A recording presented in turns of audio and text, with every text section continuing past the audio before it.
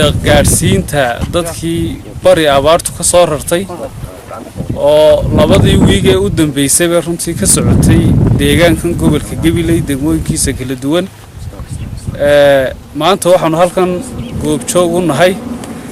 oo dadka soo gaarsiinay deeq dhar bustayaal caawo iyo boco deeqdaas oo ina soo gaarsiiyeen haween qurba jooga oo gobolka Gabiley ka soo jeeda oo degan magaalada Birmingham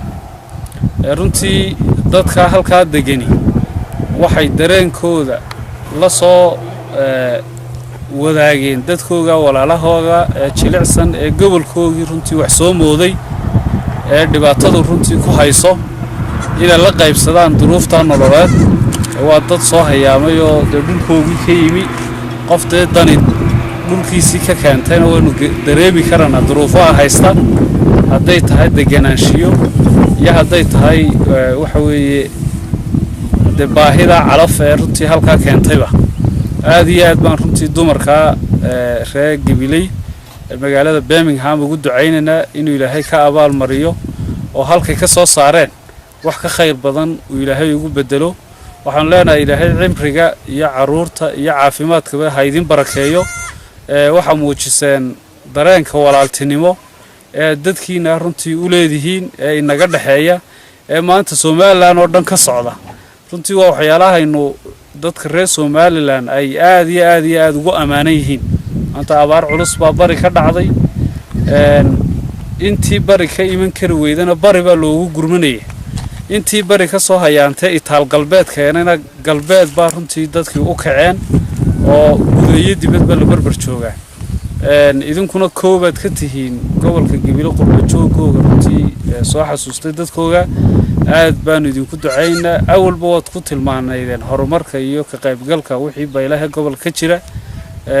aad iyo aad baan runtii u mahadsantihiin waxaan aad iyo aad ugu mahad celinayaa dadweynaha kala duwan ee degmooyinka gobolka ku nool iyo maamul ahaanba labadii wiig ee dadkaasi socdeen runtii dadaaladana way socdaan bulshada sabaabushay oo maamulka runtii daba socota baa jira waxaa laga shaqeynayaa ganacsatada iyo guddida horumarinta wajaale dadaal bay wadaan culimada iyo ganacsatada degmada Gabiley sida ay kadalik dadweynaha Arabsiyo mar alla markay xadka Gabiley soo gaadhaan ilaa iyo Xaaji Daahir hawshu saasay u socotaa kolba wixii loo heli karo waa alxamdulillah dadkii ay u yimaadeen si sharaf loo qiimo leh u soo dhaweeyeen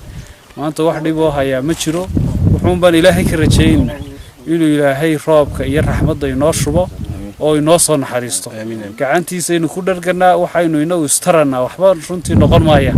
waa wax lagu dhaafayo oo maalmo aad iyo aad baan runtii ugu ducaynaa dumarka qurba jooga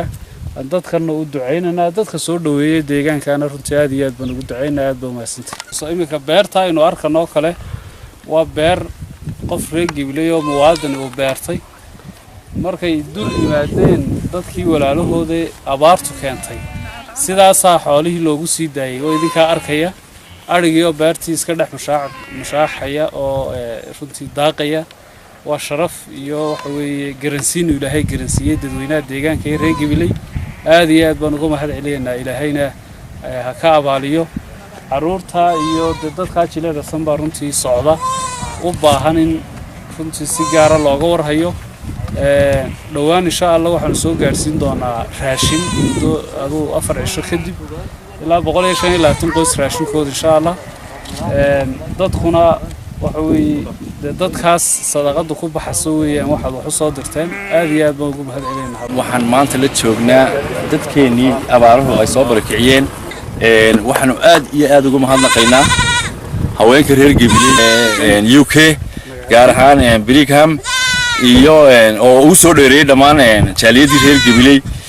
anagu maamul ahaan aad iyo aad baan ugu mahadnaqaynaa dhamaan qurba jooga gobolka iyo Soomaaliland gaar ahaan hablaha maanta halkii looga baahnaa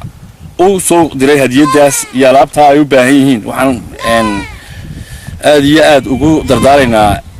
dhamaan qurba jooga gobolka iyo gobolada Soomaaliland inay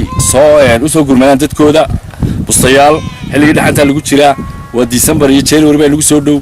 insha allahu waxaan rajaynaynaa in ilaahay naga soo gaadho abaartan gaar ahaan hablahaasina aad iyo aad baan ugu mahadnaqaynaa soo gaarsiiyey waanu mahad celinaynaa walaal ilaahay jana khayr siiyo dayma degmada iyo dumarka iyaga dibada ku maqan ee noo keenay waan ugu mahad celinaynaa ayna soo gaarsiin bacihii alaabtii qorarkii way noo keenay marka ilaahay caafimaad ha siiyo si fiican bay noo gacan qabteen